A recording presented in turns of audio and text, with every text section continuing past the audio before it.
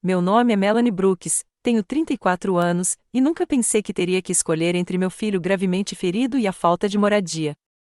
Enquanto Tyler, de 7 anos, jazia inconsciente na UTI após o acidente, minha irmã Amanda entrou correndo com seu ultimato: o aluguel triplicaria para $6.800, ou eu sairia pela manhã. Aluguei aquele duplex dela por 3 anos sem problemas. Agora, com as contas médicas me esmagando, ela me emboscou no meu momento mais sombrio. Não discuti. Simplesmente coloquei a mão na bolsa e entreguei a ela um envelope preto. Quando ela abriu, seu rosto empalideceu. Antes de me aprofundar no que aconteceu em seguida, adoraria saber de onde você está assistindo hoje. Deixe sua localização nos comentários. Clique em curtir e inscreva-se para ouvir mais histórias sobre traição familiar e justiça inesperada. Agora, deixe-me levá-lo de volta para onde tudo começou. Amanda e eu nunca fomos o que se poderia chamar de próximas. Crescendo no subúrbio de Boston, éramos como a noite e o dia. Amanda, a criança de ouro, 2 anos mais velha que eu, e eu, a última. Pelo menos, era assim que me sentia. Embora compartilhássemos o mesmo cabelo escuro e olhos azuis, era aí que nossas semelhanças terminavam. Desde o início, Amanda era o orgulho e a alegria dos nossos pais. Seus recitais de balé, concertos de piano e notas excelentes dominavam as conversas em família. Meus pais, Richard e Diane Brooks, nunca perdiam suas apresentações, torcendo alto na primeira fila. Meus jogos de softball? Eles apareciam para o último inning, se aparecessem, com meu pai olhando o relógio a cada poucos minutos. A Amanda é igualzinha a mim, meu pai se gabava para amigos e familiares. Ela tem um tino para os negócios. Enquanto isso, minha mãe corria para defendê-la quando os professores a chamavam por seu comportamento mandão ou quando os pais da vizinhança reclamavam de sua atitude arrogante. Eu era o oposto, quieta, artística e extremamente independente. Aos 14 anos, eu já trabalhava como babá para comprar meus próprios materiais de arte. Aos 16, já tinha economizado o suficiente de vários empregos para comprar meu primeiro carro, um Honda surrado no qual Amanda se recusava a ser vista. Meus pais interpretavam minha autossuficiência como indiferença, e não como necessidade. Porque você não pode ser mais como sua irmã, tornou-se o refrão da minha infância. O que eles não conseguiram ver foi que a confiança de Amanda se baseava na validação constante deles, enquanto a minha crescia por sobreviver sem ela. A faculdade marcou nossa primeira separação de verdade. Amanda frequentou a mesma universidade particular do nosso pai, uma universidade particular cara, onde se formou em administração, mas passava a maior parte do tempo socializando. Ganhei uma bolsa de estudos para a Escola de Design de Rhode Island, onde estudei design gráfico e trabalhei em 2 empregos para cobrir as despesas. Depois da formatura, nossos caminhos divergiram ainda mais. Mudei-me para Nova York, consegui um emprego em uma agência de design e construí uma reputação. Amanda voltou para casa, trabalhou na empresa do nosso pai e vivia sem pagar aluguel, enquanto reclamava do seu salário inicial de 6 dígitos. Então, nossos pais faleceram. Nosso pai, vítima de um ataque cardíaco repentino, e nossa mãe, vítima de câncer, apenas 8 meses depois. A morte deles revelou muito sobre sua situação financeira e, por extensão, suas prioridades. O testamento foi um choque para nós dois, mas por motivos diferentes. Embora a casa da família e a maior parte dos bens líquidos tenham ido para Amanda, descobri algo inesperado. Meu pai havia estabelecido um fundo fiduciário para mim que só poderia ser acessado quando eu completasse 30 anos. Seu bilhete explicava: Melanie, você sempre foi responsável. Isso é para garantir que você tenha segurança mais tarde na vida, quando estiver pronta para isso. Amanda ficou furiosa com o fundo, apesar de ter recebido um valor significativamente maior adiantado. Papai sempre disse que eu ficaria com tudo, reclamou ela durante a leitura do testamento. Isso não é justo. O que nem Amanda nem nossos pais sabiam era que eu vinha economizando agressivamente há anos. Quando meu aniversário de 30 anos chegou e ganhei acesso ao fundo, não precisei dele para as despesas do dia a dia. Em vez disso, criei uma LLC e comecei a procurar oportunidades de investimento, especialmente em imóveis. Foi aí que o destino interveio. A administradora de imóveis que administrava os imóveis para aluguel dos nossos pais, incluindo o duplex onde Amanda agora morava, anunciou que estava vendendo o portfólio. Amanda, que havia gastado grande parte de sua herança em férias de luxo e empreendimentos comerciais fracassados, não tinha condições de comprá-los. Por meio da minha LLC, a Horizon Investments, comprei todo o portfólio, incluindo o duplex. Ninguém me conectou com a Horizon. Usei meu advogado, Benjamin Urai, como rosto público. Amanda presumiu que os imóveis tinham sido vendidos para alguma corporação sem rosto, e eu não vi motivo para corrigi-la. Por que manter segredo? Eu conhecia minha irmã. Se ela descobrisse que eu era o dono dos prédios, esperaria tratamento especial. Pagamentos atrasados se tornariam favores familiares e o relacionamento profissional se desintegraria. Então, mantive a ilusão de que ela estava lidando com uma empresa de gestão, não com a irmã. Enquanto isso, minha vida pessoal tomou várias reviravoltas. Conheci Derek Mitchell em um evento beneficente em Manhattan. Alto, charmoso e aparentemente bem-sucedido no mundo financeiro. Nosso romance relâmpago levou ao casamento em 1 ano, e Tyler chegou 9 meses depois. Por um tempo, tudo parecia perfeito. Mas o charme de Derek mascarava falhas graves. Sua carreira de sucesso era em grande parte fabricada. Ele mudava de emprego, sendo demitido por mau desempenho ou violações éticas. Quando Tyler tinha 3 anos, descobri que Derek havia acumulado dívidas enormes de jogo e vinha roubando de nossas contas conjuntas. O divórcio foi feio, mas necessário. Derek lutou pela guarda, não porque quisesse ser pai, mas porque sabia que a pensão alimentícia viria da minha renda crescente. Quando o juiz me concedeu a guarda total, com direito a visitas supervisionadas, Derek parou de aparecer por completo. Sua última pensão alimentícia veio há 2 anos, antes de ele desaparecer em algum lugar da Flórida. Durante todo esse tempo, nunca contei a Amanda sobre minha situação financeira. Quando Tyler e eu precisávamos de um novo começo, longe de Nova York e das lembranças de Derek, abordei Amanda com uma proposta. Eu alugaria a unidade vaga no duplex onde ela morava, dando a ela uma renda estável como minha senhoria. Ela concordou entusiasticamente, provavelmente vendo isso como mais uma oportunidade de me impor algo. O acordo funcionou por 3 anos. Paguei o aluguel em dia para a administradora, que secretamente me devolvia a maior parte, como proprietária, enquanto mantinha o imóvel às minhas custas, sob o pretexto de fazer melhorias. Amanda se gabava de ser uma proprietária generosa sempre que eu consertava alguma coisa, sem nunca questionar por que o inquilino gastaria seu próprio dinheiro com responsabilidades de proprietário.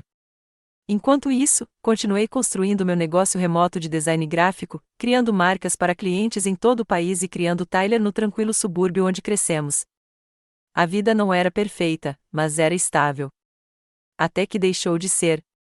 Enquanto eu estava sentada naquele quarto de hospital, observando as máquinas respirarem pelo meu filho, não fazia ideia de que meu mundo cuidadosamente construído estava prestes a colidir com a mais recente crise de Amanda. Eu deveria ter previsto. Os problemas de Amanda tinham o hábito de se tornar a emergência de todos os outros. Aos 34 anos, eu já tinha estabelecido uma rotina confortável.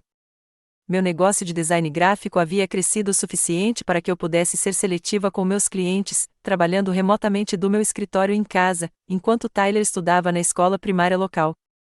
Todas as manhãs, eu o acompanhava até o ponto de ônibus no final da nossa rua, com sua mochila do Homem-Aranha balançando enquanto ele pulava ao meu lado, conversando sobre dinossauros, o espaço ou qualquer que fosse sua obsessão atual.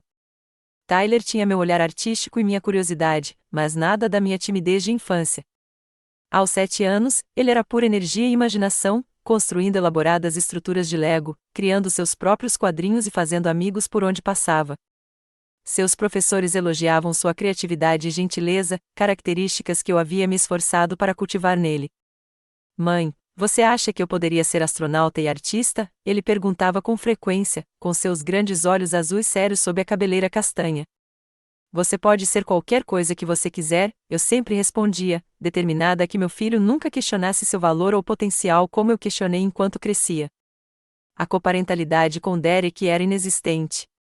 Após o divórcio, suas ligações tornaram-se pouco frequentes e, em seguida, cessaram completamente. Seus cheques de pensão alimentícia, sempre atrasados, acabaram cessando quando ele se mudou para a Flórida sem fornecer um endereço para encaminhamento. Tyler ocasionalmente perguntava sobre seu pai, mas as perguntas diminuíram com o passar do tempo. Meu coração se partiu ao vê-lo examinar os pais em eventos escolares, mas eu dediquei todo o meu amor a ser mãe e pai para ele. Nossa vida no duplex era tranquila. Meu lado tinha 3 quartos, um para cada um de nós, e meu escritório em casa, com um pequeno quintal onde Tyler podia brincar.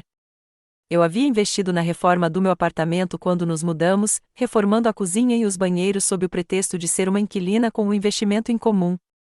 Amanda, morando no apartamento anexo, ocasionalmente aparecia sem avisar, geralmente para se gabar de uma compra ou reclamar dos problemas recentes com o namorado.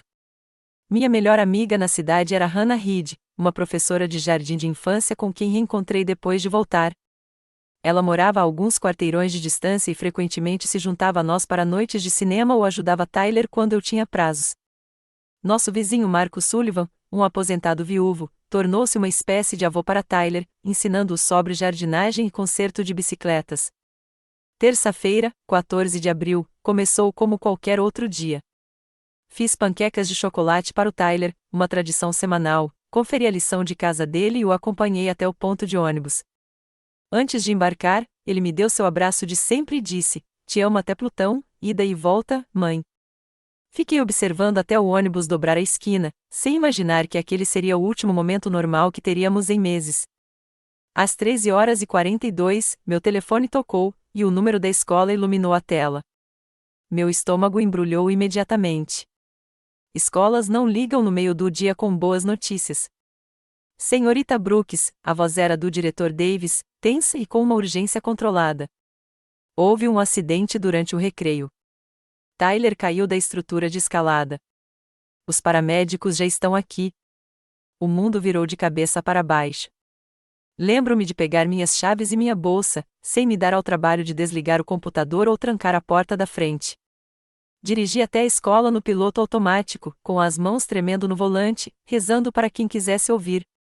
Quando cheguei, uma ambulância já estava partindo, com as sirenes ligadas. O diretor Davis me interceptou no estacionamento.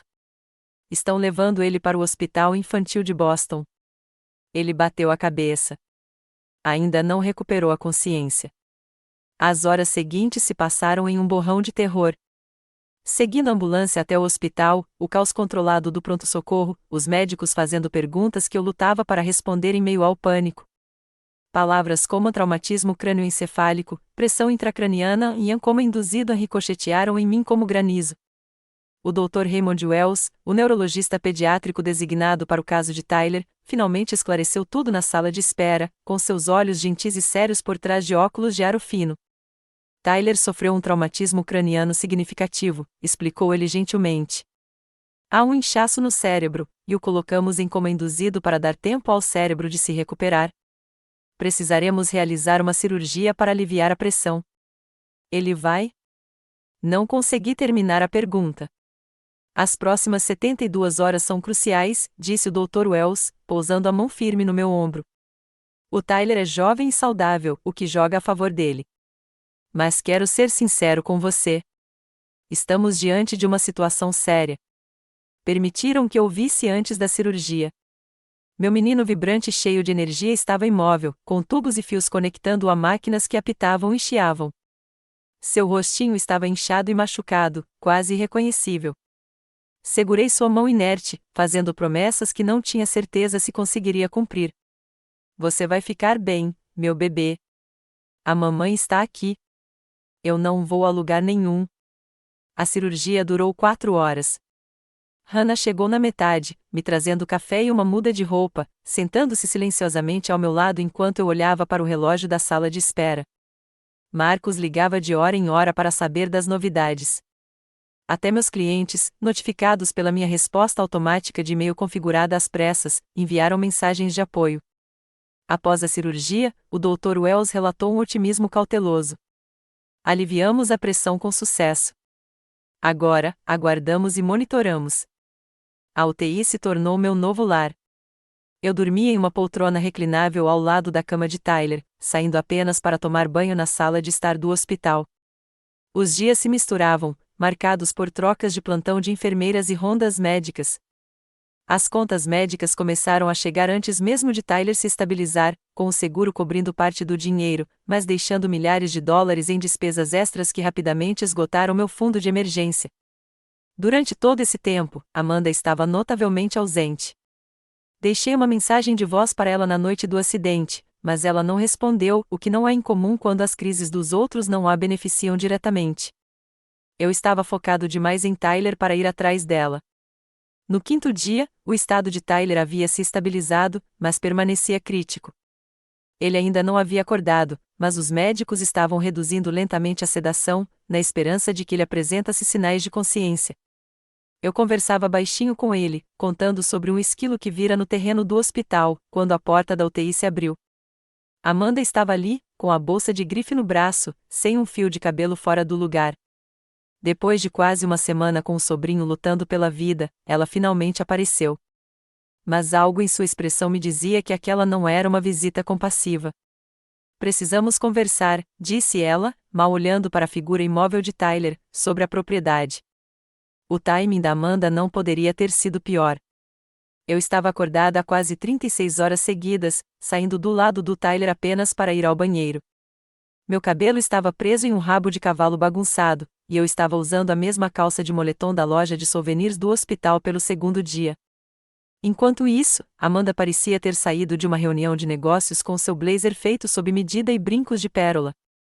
Isso não pode esperar? Perguntei, com a voz rouca de exaustão. O estado do Tyler ainda é crítico. Amanda olhou para o corpo inconsciente do meu filho, sua expressão suavizando-se momentaneamente.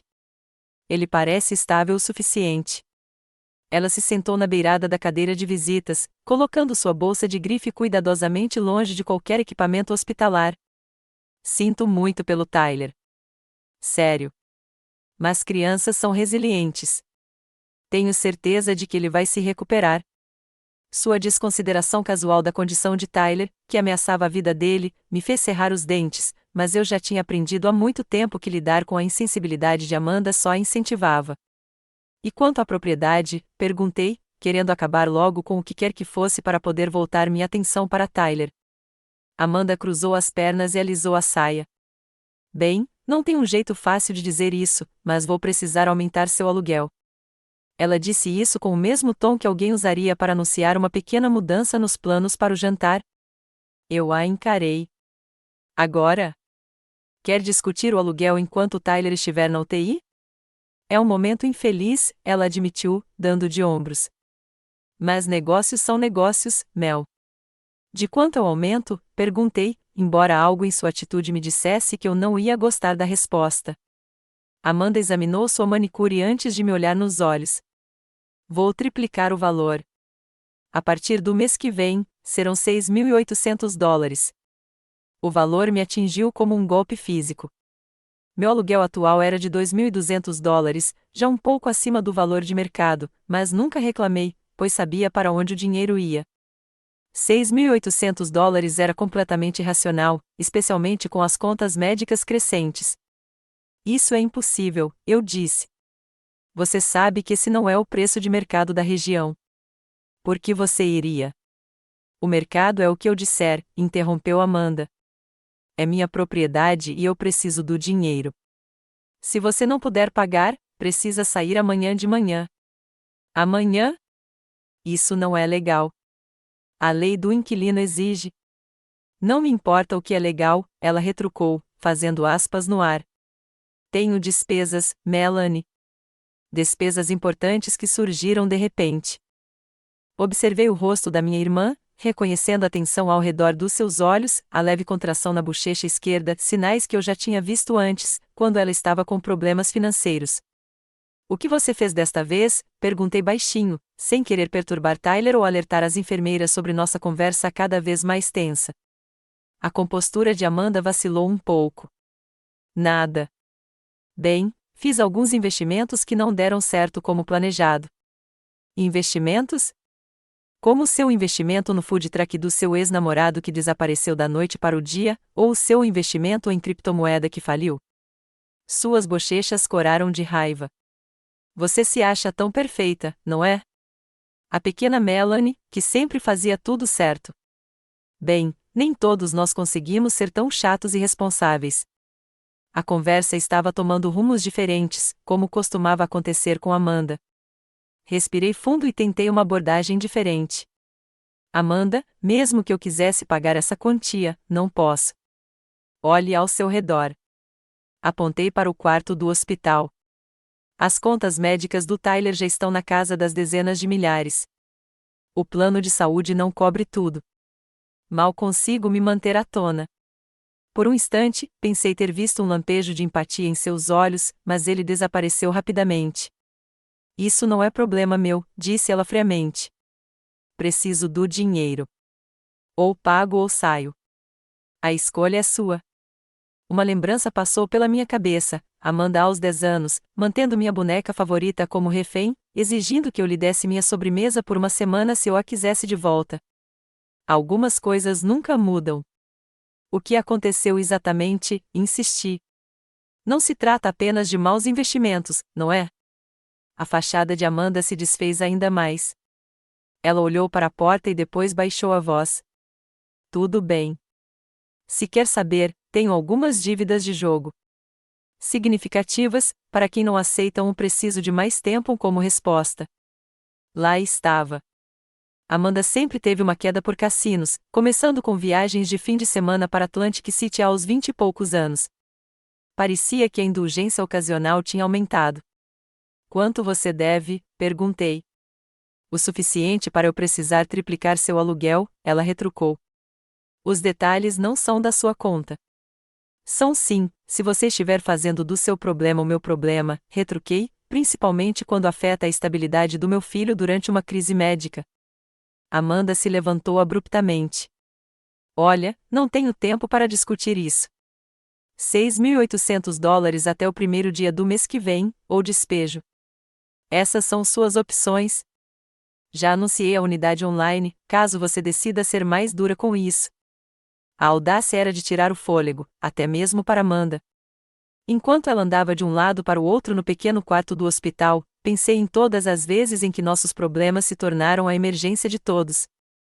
As férias em família foram canceladas porque Amanda reprovou em 3 matérias e precisava de aulas particulares de verão. Minha festa de formatura da faculdade se tornou uma comemoração do novo emprego de Amanda. Meus pais perderam o aniversário de Tyler porque Amanda havia terminado um relacionamento e precisava mais deles. Sempre, esperava-se que eu compreendesse, me acomodasse, colocasse minhas necessidades em último lugar. Era a regra tácita da família, as crises de Amanda superavam tudo. Enquanto eu observava olhar seu reflexo na janela do quarto de hospital de Tyler, ajeitando o cabelo enquanto meu filho lutava pela vida, algo mudou dentro de mim. Uma vida inteira de paciência e compreensão se transformou em determinação. Então é isso? Perguntei, com a voz mais firme do que eu esperava. Suas dívidas de jogo são mais importantes do que a recuperação do seu sobrinho, do que sua irmã ter uma casa estável durante uma emergência familiar. Amanda teve a delicadeza de parecer um pouco envergonhada, mas só por um instante. Não seja tão dramática. Tyler vai se recuperar e você vai dar um jeito. Você sempre dá. Ela pegou a bolsa e foi em direção à porta. Preciso de uma resposta até amanhã. $6.800, ou você está fora. Quando ela estendeu a mão para a maçaneta, tomei uma decisão. Durante anos, protegi Amanda das consequências. Mantive nossa farsa para poupar seu orgulho e preservar o pouco relacionamento que tínhamos. Mas, ao vê-la se afastar da cabeceira de Tyler sem nada além de exigências financeiras e sem um pingo de preocupação genuína, percebi que o tempo de proteção havia acabado. Espere, eu disse baixinho. Amanda se virou, com a impaciência estampada no rosto. O quê? Tenho uma coisa para você. Peguei minha bolsa de couro gasta ao lado da cama de hospital de Tyler, a mesma bolsa que estava ali intocada havia dias, contendo itens essenciais que eu havia pegado às pressas quando a escola ligou. Embaixo da minha carteira, do carregador do celular e de uma barra de granola pela metade, havia um envelope preto e elegante que eu sempre carregava comigo, não por expectativa, mas por preparação. Amanda observou com os olhos semicerrados enquanto eu tirava o envelope, seu pé batendo impacientemente no piso de linóleo. Se for um cheque, é melhor que seja o valor integral, disse ela, estendendo a mão. Não lhe entreguei o envelope imediatamente. Em vez disso, olhei para Tyler, tubo saindo de seu pequeno corpo, o bip rítmico dos monitores sendo o único som que indicava vida. Então, olhei de volta para minha irmã, vendo não apenas a mulher arrogante diante de mim, mas a garotinha que um dia fora minha companheira de brincadeiras antes que o tratamento diferenciado dos nossos pais nos separasse. Sabe, eu disse suavemente, passei a vida inteira tentando te entender, Amanda. Inventando desculpas para o seu comportamento, carregando o fardo do nosso relacionamento. Mesmo agora, com o Tyler lutando pela vida, ainda estou fazendo trabalho emocional por você. Amanda revirou os olhos. Me poupe da conversa de terapia e me dê a sua resposta. Você vai pagar ou vai embora? Levantei-me lentamente, com o corpo rígido dos dias na cadeira do hospital. Mesmo em pé, me senti pequena ao lado de Amanda, de salto alto, mas, pela primeira vez, não me senti diminuída pela diferença. Aqui está a minha resposta, disse eu, entregando-lhe um envelope preto. Amanda o agarrou, provavelmente esperando um cheque bancário. Suas unhas francesinhas romperam o lacre, e ela retirou o conteúdo, vários documentos legais com selos e assinaturas oficiais. O que é isso? Perguntou, a confusão substituindo a presunção. Escrituras de propriedade, respondi calmamente. E registros de propriedade. Seus olhos percorreram a primeira página e se arregalaram. Ela virou para o documento seguinte, seus movimentos se tornando cada vez mais frenéticos. Aqui diz que a Horizon Investments é dona do duplex e dos outros imóveis, mas isso não é possível. A administradora me disse. A Horizon Investments é a minha empresa, eu disse baixinho. Sou dona de todo o portfólio de imóveis há 5 anos, incluindo o duplex onde você mora. Onde nós dois moramos. A cor sumiu do rosto de Amanda. Ela olhou para os documentos novamente, como se esperasse que as palavras se reorganizassem. Isso não é, você não pode, papai deixou essas propriedades para serem administradas por...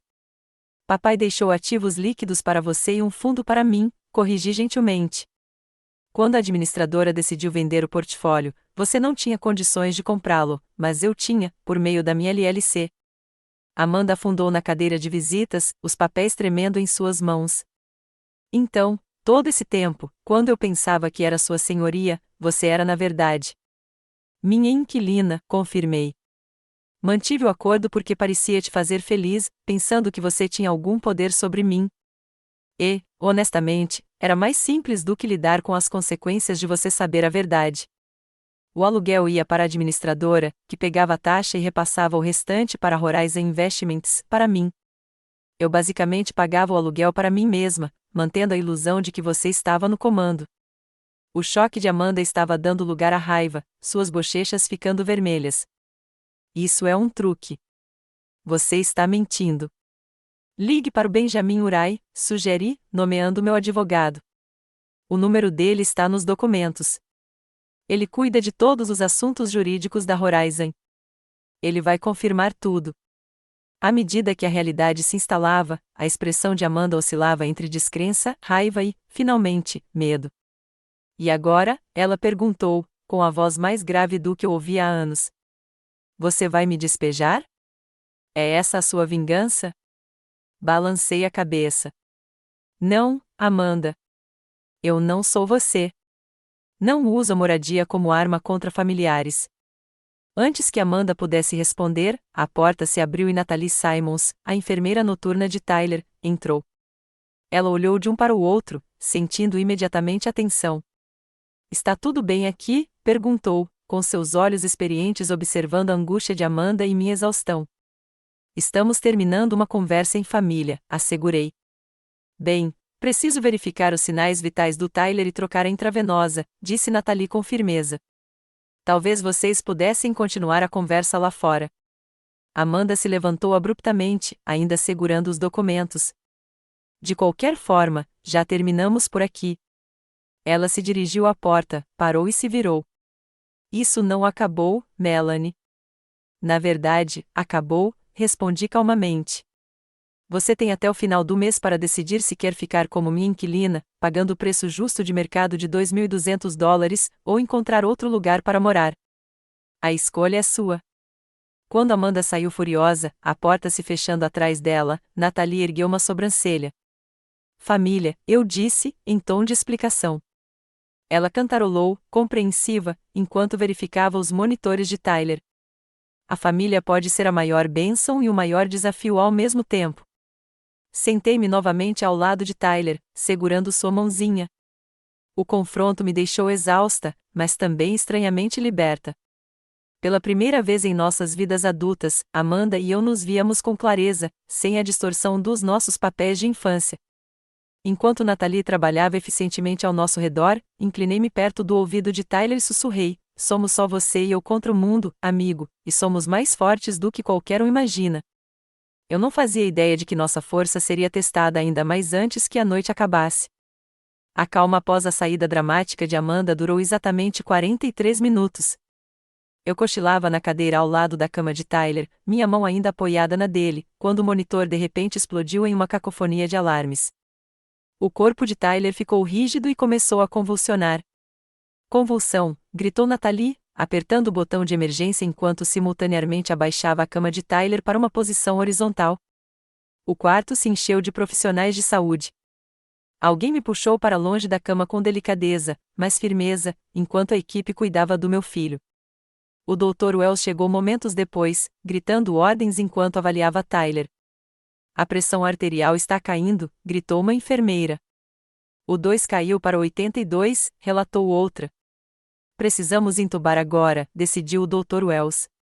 Preparem a OR3. Vamos voltar. Fiquei encostado na parede, com as mãos cobrindo a boca, observando impotente enquanto se preparavam para levar Tyler de volta à sala de cirurgia. Enquanto destravavam as rodas da cama, o Dr. Wells se aproximou de mim. A pressão intracraniana aumentou repentinamente, explicou, com a voz calma apesar da urgência. Precisamos operar imediatamente para aliviá-la. Mas ele estava estável, sussurrei. Você disse que ele estava estável. Com lesões cerebrais, as condições podem mudar rapidamente, disse ele, colocando a mão firme no meu ombro. Preciso do seu consentimento para uma cirurgia de emergência. Assinei os formulários sem vê-los completamente, com a visão turva pelas lágrimas enquanto levavam Tyler para longe. O Dr. Wells fez uma pausa. Faremos tudo o que pudermos, prometeu antes de seguir a equipe pelo corredor. Sozinho na sala repentinamente silenciosa, desabei na cadeira, minhas pernas não aguentando mais. As máquinas apitando, os lençóis amassados, evidências da presença de Tyler, mas não de Tyler. A ausência era ensurdecedora. Não sei quanto tempo fiquei ali, paralisada em choque, antes que Hannah entrasse de repente, ainda usando suas roupas de sala de aula, com a preocupação estampada no rosto. Vim assim que recebi sua mensagem, disse ela, embora eu não me lembrasse de ter enviado uma mensagem para ela. Devo ter feito isso no piloto automático enquanto assinava os formulários de consentimento. Como não respondi, Hannah se ajoelhou diante de mim, segurando minhas mãos geladas. Melanie, o que aconteceu? Eles o levaram de volta para a cirurgia, consegui dizer, com a voz distante dos meus próprios ouvidos. O cérebro dele, a pressão, ele estava tendo convulsões. Hannah me abraçou e algo se rompeu. A barreira de compostura que eu mantive por dias, durante o acidente, a primeira cirurgia, a espera interminável, até mesmo o ultimato cruel de Amanda, finalmente se rompeu. Solucei no ombro de Hannah, gritos guturais e ásperos que pareciam vir de algum lugar além de mim. Ele não pode morrer, ofeguei entre soluços. Ele é tudo o que eu tenho. Ele é tudo. Ele não vai morrer, disse Hannah com firmeza, embora nós duas soubéssemos que ela não tinha poder para fazer tais promessas. Ele é um lutador, assim como a mãe. O tempo perdeu todo o sentido naquela sala de espera. Hannah me levou até o andar cirúrgico, onde nos sentamos lado a lado em cadeiras de plástico desconfortáveis. Ela me trouxe água que eu não conseguia beber e comida que eu não conseguia comer. O relógio na parede parecia andar a meia velocidade, cada minuto se estendendo para a eternidade. 3 horas depois de esperar, deslumbrei Amanda no saguão do hospital através das portas de vidro da sala de espera. Ela conversava com um homem de terno, seu advogado mais recente, presumi. Quando me viu observando, virou-se rapidamente e seguiu em direção à saída. Mesmo agora, com Tyler lutando pela vida, suas prioridades eram claras. Uma estranha calma se apoderou de mim então. Se Tyler sobrevivesse, não, quando Tyler sobrevivesse, as coisas seriam diferentes. Chega de relacionamentos tóxicos condescendentes. Chega de priorizar a paz em detrimento da saúde. Chega de permitir que Tyler acreditasse que a maneira como Amanda nos tratava era normal ou aceitável. O Dr. Wells finalmente reapareceu após 4 horas e meia, ainda em seu uniforme cirúrgico, parecendo exausto, mas não derrotado, uma distinção que eu aprenderá a reconhecer nos rostos dos profissionais médicos. Conseguimos reduzir a pressão, disse ele, sentando-se ao meu lado. Tivemos que remover uma pequena parte do crânio para dar espaço ao inchaço. Parece dramático, mas é um procedimento padrão para esta situação. Insisti, precisando de uma conclusão. Ele está estável, continuou o Dr. Wells. Mais estável do que antes. As próximas 48 horas serão cruciais. Vamos mantê-lo em coma induzido para dar ao cérebro a chance máxima de se recuperar, mas ele vai acordar eventualmente.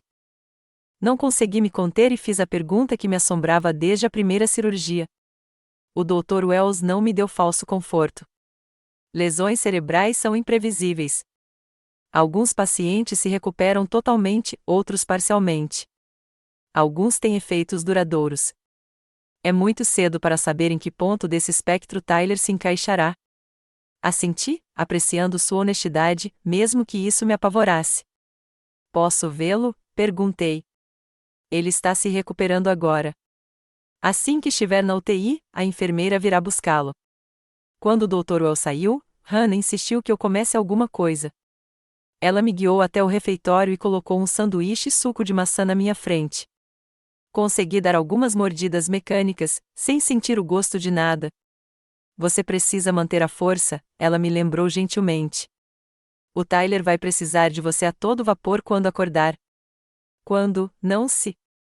A escolha das palavras não me passou despercebida. De volta à sala de espera da UTI, Hannah finalmente respondeu ao que obviamente estava se perguntando. Eu vi a Amanda saindo mais cedo. Ela realmente veio te apoiar? Dei uma risada vazia.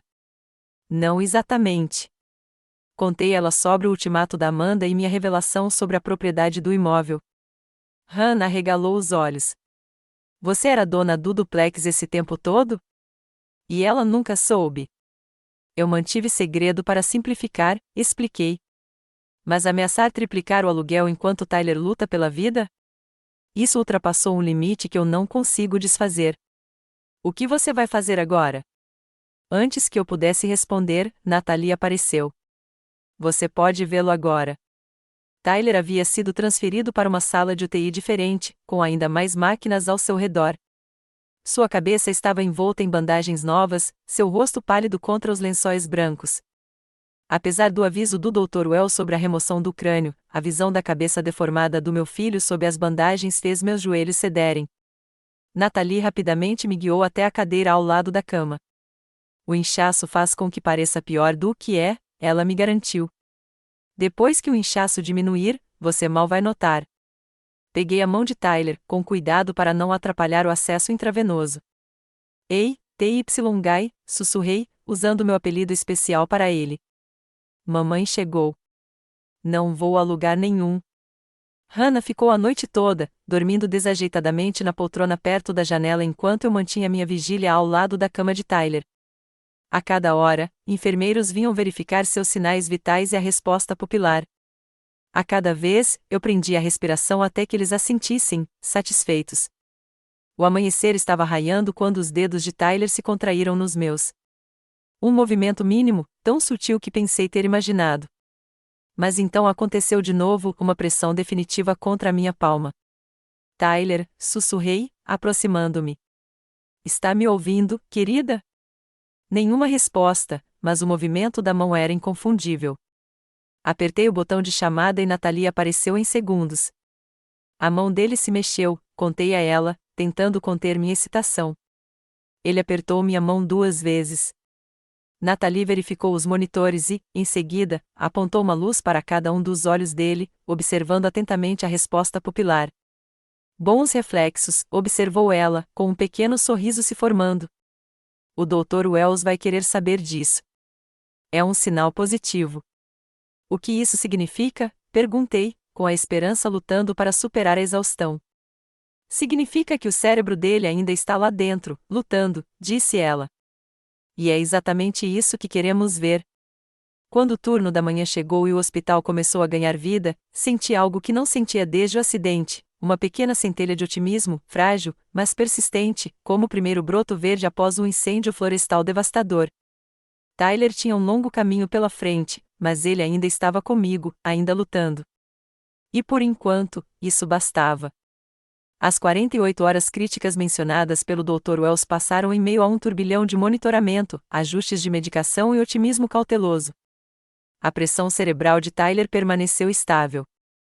Seus sinais vitais se fortaleceram e, no terceiro dia após a segunda cirurgia, a equipe médica começou a reduzir lentamente sua sedação. Vamos tirá-lo do coma gradualmente, explicou o Dr. Wells durante as rondas matinais. Não é como nos filmes, em que os pacientes simplesmente acordam de repente. É um processo que pode levar dias. Eu havia me instalado permanentemente no quarto de Tyler, saindo apenas quando absolutamente necessário. Hannah trouxe roupas limpas e levou minha roupa para lavar em casa. Marcos passou por lá com sopa caseira, garrafas térmicas e atualizações sobre o bairro. Meus clientes foram compreensivos, com muitos insistindo que eu tirasse uma licença remunerada em vez de tentar trabalhar remotamente no hospital. O que eu não tinha visto era Amanda. Depois do nosso confronto, ela ficou completamente em silêncio. Nenhuma ligação, nenhuma mensagem, nem mesmo mensagens repassadas por conhecidos em comum. Uma parte de mim estava aliviada, outra parte se preocupava com o que ela poderia estar planejando. No quinto dia após a segunda cirurgia, enquanto eu ajudava a enfermeira a virar o Tyler para evitar escaras, meu celular vibrou com repetidas notificações de texto.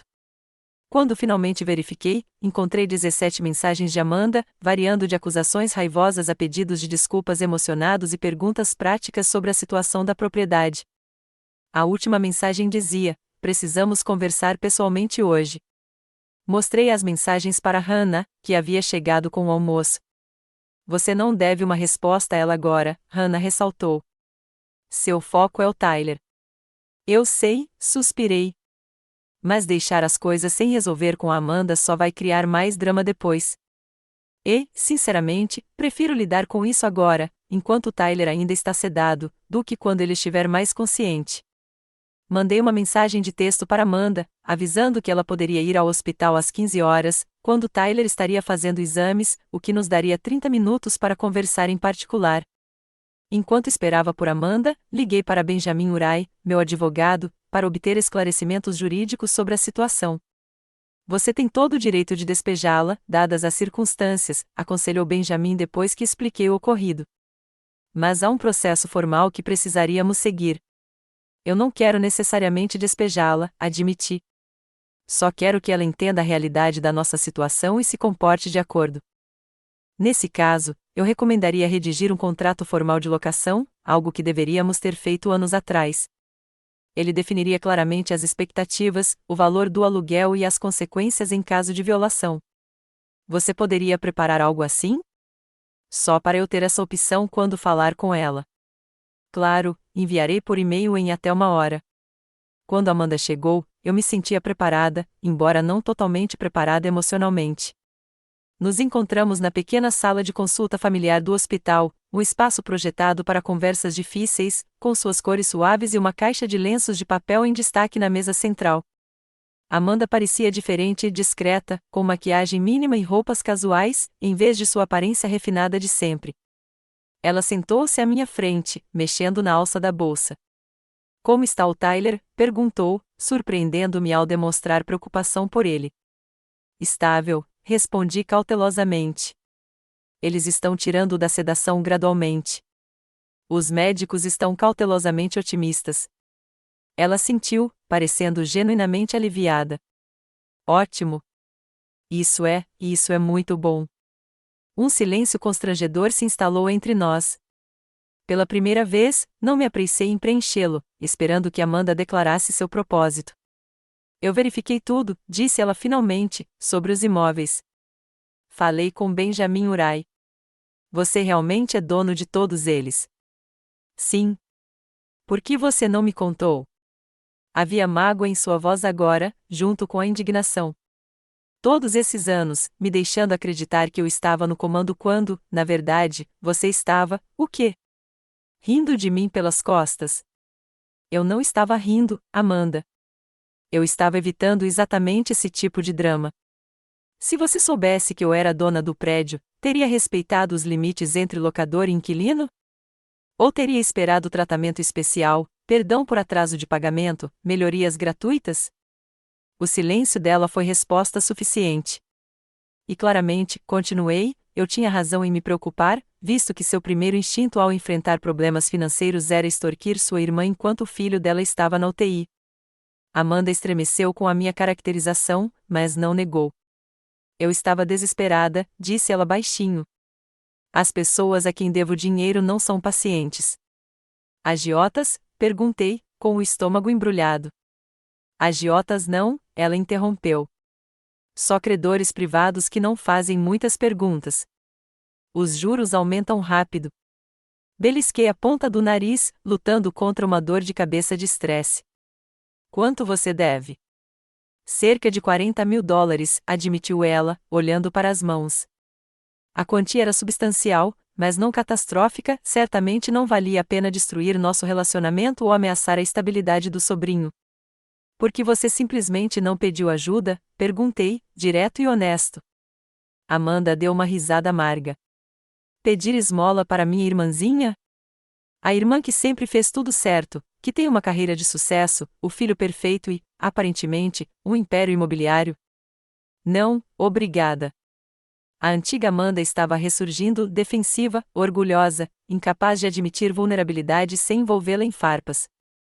Orgulho é caro, observei. Quase te custou a moradia e o que sobrou do nosso relacionamento. Ela desviou o olhar, piscando rapidamente. Então, o que acontece agora? Você vai me despejar? Enfiei a mão na bolsa e tirei os documentos que Benjamin havia enviado por e-mail, que eu havia impresso na enfermaria. Este é um contrato formal de locação, expliquei, deslizando-o sobre a mesa. Prazo de 1 ano, aluguel mensal de $2.200, o valor justo de mercado, com vencimento no primeiro dia de cada mês. Multas por atraso se aplicam após o dia 5.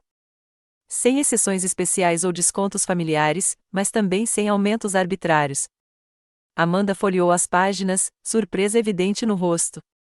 Você ainda está disposta a me alugar depois de tudo? Você é tia do Tyler. Apesar das nossas diferenças, vocês são da família. Não quero atrapalhar sua situação de moradia se encontrarmos uma solução que funcione para todos. Ela me observou, a desconfiança dando lugar a um alívio cauteloso. Qual é o problema? Sem problema, apenas limites. Este é um acordo comercial, não emocional. Você paga o aluguel em dia, respeita o imóvel e mantemos uma relação profissional entre locador e inquilino. E a minha situação de dívida, pensei bastante. Não vou pagar por você. Isso só permitiria que o mesmo comportamento se repetisse. Mas tenho uma proposta. Descrevi minha oferta. Eu emprestaria o dinheiro para ela pagar suas dívidas com juros altos, mas ela me pagaria por meio de um plano de pagamento estruturado com juros razoáveis, garantido por um acordo judicial. Além disso, ela precisaria frequentar aconselhamento financeiro e grupos de apoio para viciados em jogos de azar. Isso é justo mesmo, admitiu Amanda após ouvir os termos. Mais do que justo, considerando o que eu fiz. Não se trata de punição, Amanda. Trata-se de quebrar padrões destrutivos. Antes que ela pudesse responder, meu celular vibrou com uma mensagem da Natalie. O Tyler abriu os olhos durante os testes de reflexo. O médico disse para vir agora. Levantei-me abruptamente. Preciso ir. O Tyler está mostrando sinais de consciência. Amanda também se levantou, com a incerteza estampada no rosto. Posso, tudo bem se eu for também, para vê-lo? O pedido me surpreendeu. Em todos os dias desde o acidente, Amanda havia demonstrado interesse mínimo pela condição de Tyler. Mas a vulnerabilidade em sua expressão parecia genuína. Tudo bem, concordei. Mas se for demais para ele, ou se a equipe médica se opuser, você precisará ir embora imediatamente. Corremos de volta para a UTI, onde o Dr. Wells e duas enfermeiras estavam reunidos ao redor da cama de Tyler. Ao entrarmos, viu que havia motivado a mensagem urgente. Os olhos de Tyler estavam de fato abertos, embora desfocados, piscando lentamente contra a luz do quarto. Tyler, dizia o Dr. Wells, consegue me ouvir? Pisque 2 vezes se conseguir me ouvir. Prendemos a respiração. Uma piscada lenta, depois outra. Ótimo, disse o Dr. Wells, encorajando-o, sua mãe está aqui. Consegue olhar para ela? Fui para o lado da cama, em frente ao médico, com Amanda parada perto da porta. Os olhos de Tyler se voltaram para mim, com dificuldade para se concentrar. Oi, querida, eu disse, com a voz embargada. É a mamãe. Estou bem aqui. Por um momento, não houve reconhecimento em seu olhar. Então seus lábios se moveram levemente, formando o que poderia ter sido uma tentativa de a mãe, embora nenhum som tenha saído do tubo de respiração. Não tente falar, instruiu o Dr. Wells gentilmente. Você tem um tubo ajudando você a respirar. Apenas descanse.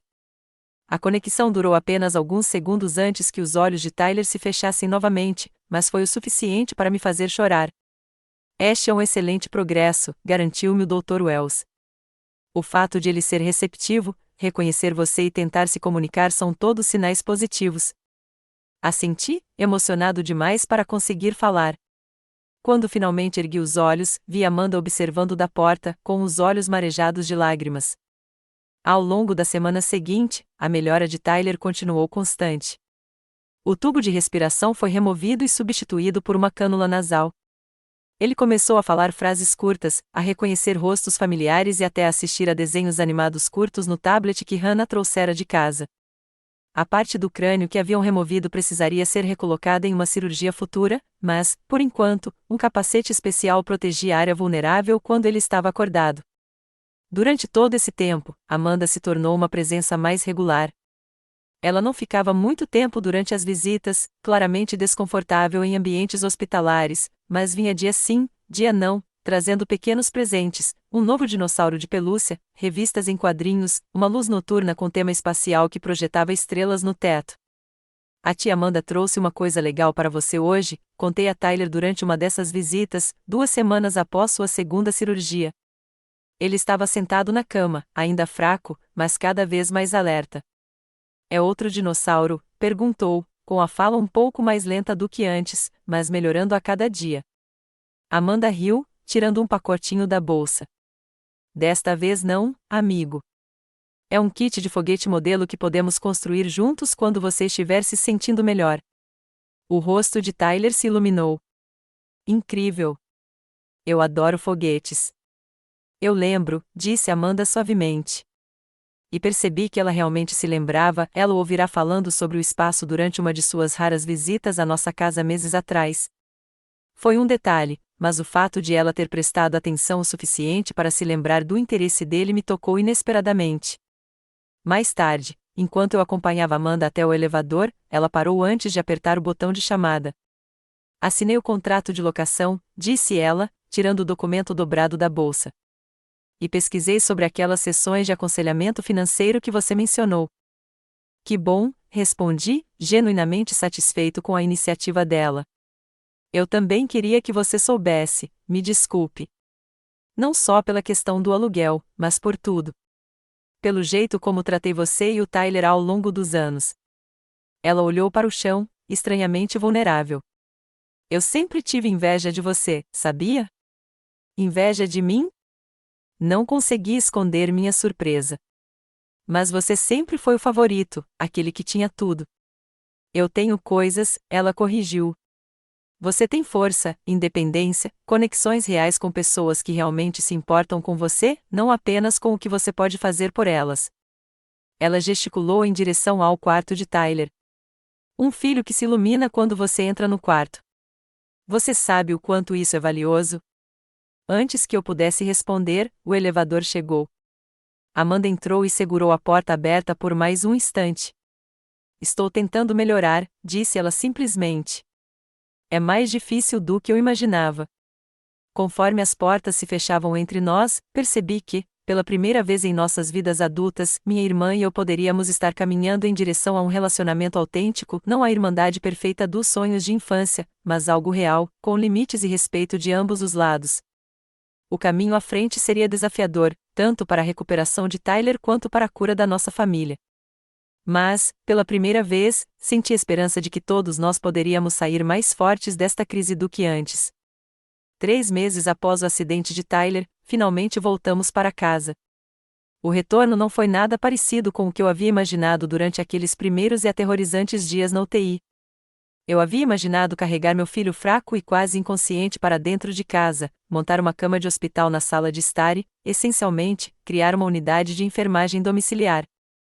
Em vez disso, Tyler entrou pela porta da frente sozinho, seu capacete com tema espacial protegendo a área ainda em cicatrização de seu crânio, um largo sorriso iluminando seu rosto quando ele viu o cartazam Bem-vindo ao Lar, Tyler que Hannah e Marcus tinham pendurado na sala de estar.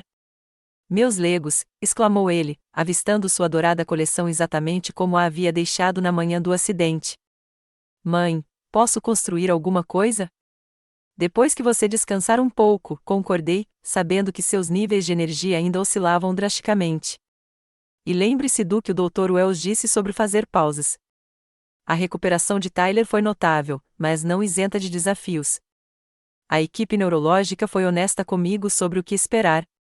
Embora ele tivesse recuperado a maioria das funções motoras e sua personalidade permanecesse intacta, ele tinha dificuldades com a memória de curto prazo, frustrava-se facilmente e cansava-se rapidamente. Teria meses de terapia ambulatorial pela frente, e o capacete protetor permaneceria até a cirurgia de substituição do crânio, que aconteceria em mais 3 meses. Mas ele estava vivo. Estava em casa. E ainda era o meu Tyler, talvez um pouco diferente, mas sua curiosidade, gentileza e imaginação permaneciam intactas pelo trauma sofrido por seu jovem cérebro. Enquanto Tyler se acomodava no sofá com um documentário sobre dinossauros, sua obsessão atual tendo se expandido para incluir a paleontologia, desfiz as malas do hospital com as quais vivemos por 92 dias.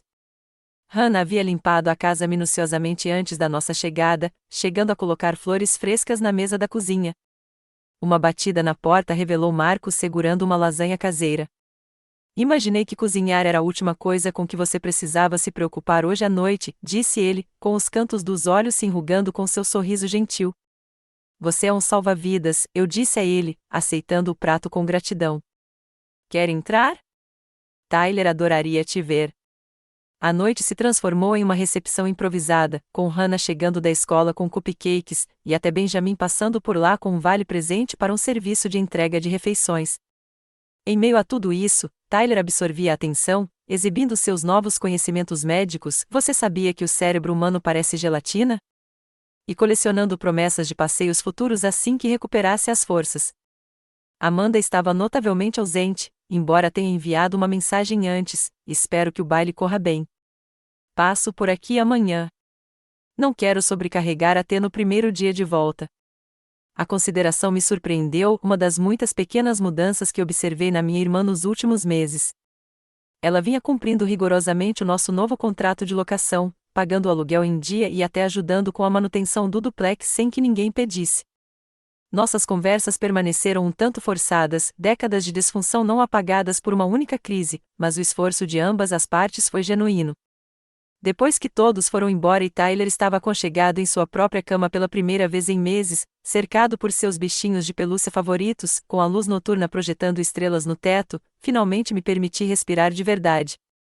Sentada à mesa da cozinha com uma xícara de chá, peguei o diário que havia começado a escrever durante a hospitalização de Tyler e abri uma nova página para registrar este dia marcante. Na manhã seguinte, acordei e encontrei Tyler já acordado, arrumando cuidadosamente suas peças de Lego no chão da sala. E aí, amigo, eu disse, ajoelhando-me ao lado dele. Você deveria ter me acordado se precisava de ajuda. Eu não precisava de ajuda, ele respondeu, com a concentração evidente enquanto conectava 2 peças difíceis. E você estava dormindo tão bem. Seu pequeno gesto de consideração me deu um nó na garganta. Ao longo de sua recuperação, Tyler demonstrou uma empatia extraordinária, frequentemente perguntando como eu estava me sentindo ou insistindo para que eu fizesse pausas em sua cabeceira.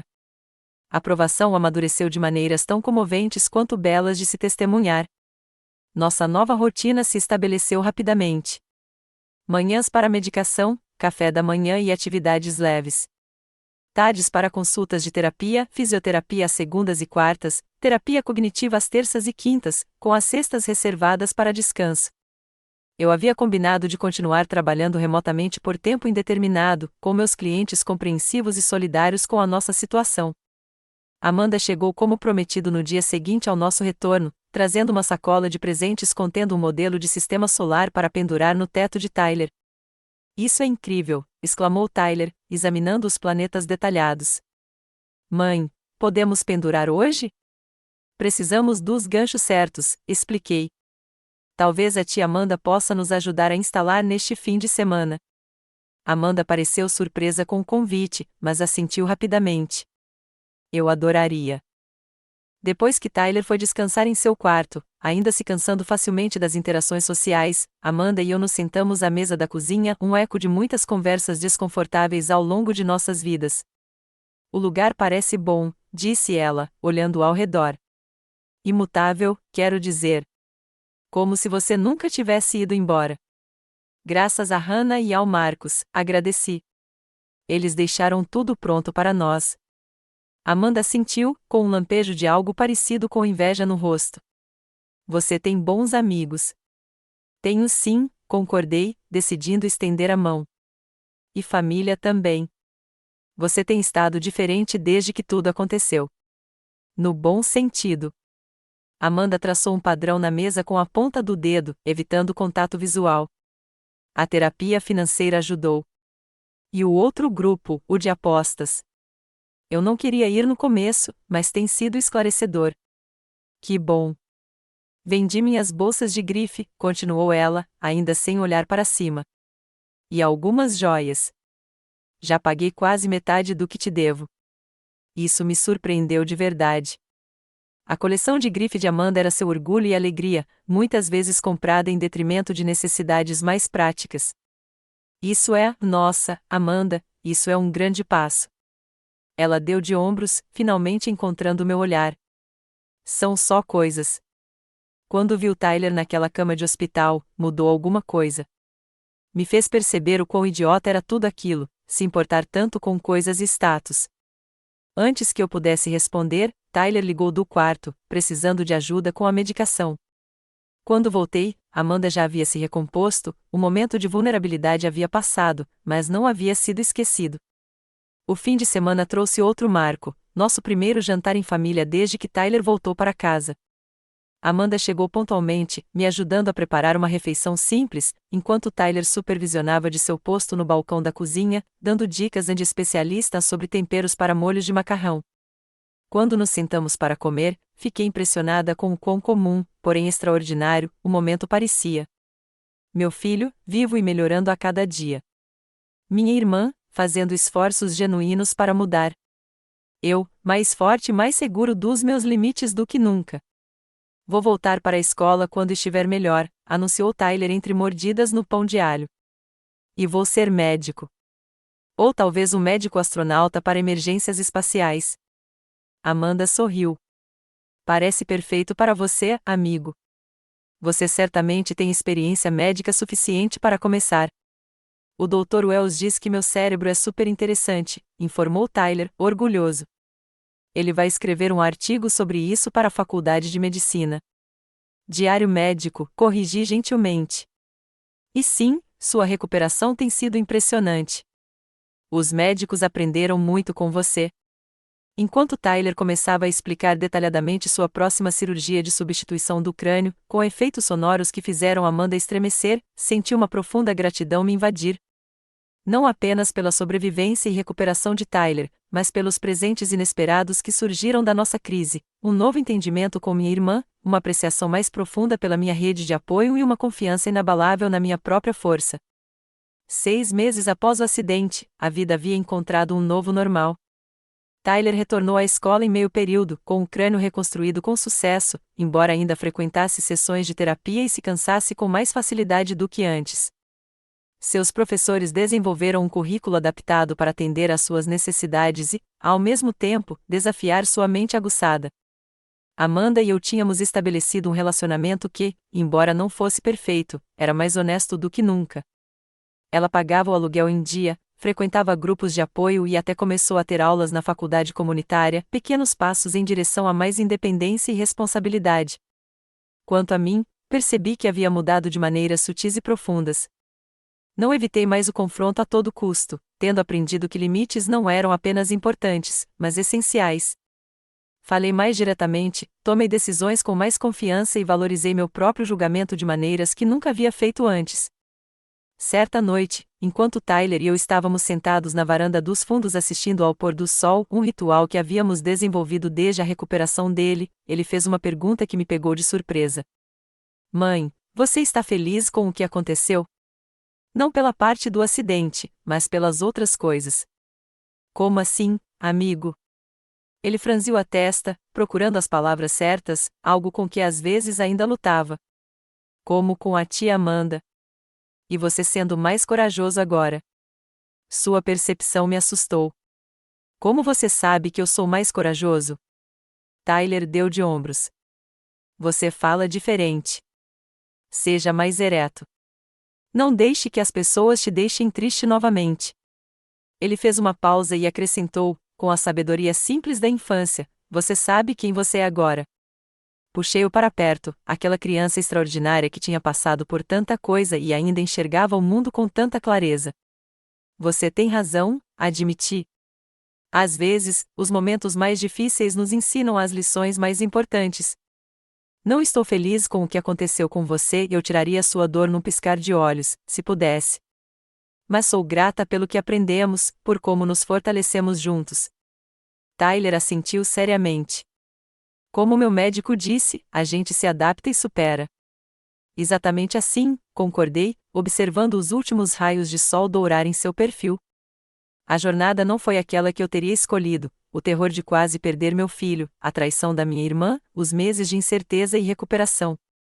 Mas, em meio a tudo isso, descobri verdades que talvez nunca tivesse aprendido de outra forma, que eu era mais forte do que imaginava, que limites eram atos de amor e não de egoísmo, e que, às vezes, as crises mais dolorosas levavam à cura mais profunda. Quando Tyler começou a apontar as primeiras estrelas da noite que apareciam no céu escuro, nomeando constelações que ele havia memorizado durante as longas noites no hospital, fiz uma promessa silenciosa a mim mesmo e a ele: levar essas lições adiante, continuar construindo uma vida onde a autenticidade e o respeito próprio fossem fundamentos e não aspirações. Nossa história não havia acabado. De muitas maneiras, parecia que estávamos apenas começando um novo capítulo. Quaisquer que fossem os desafios que nos aguardavam, nós os enfrentaríamos juntos, mais fortes por termos superado a tempestade. E você?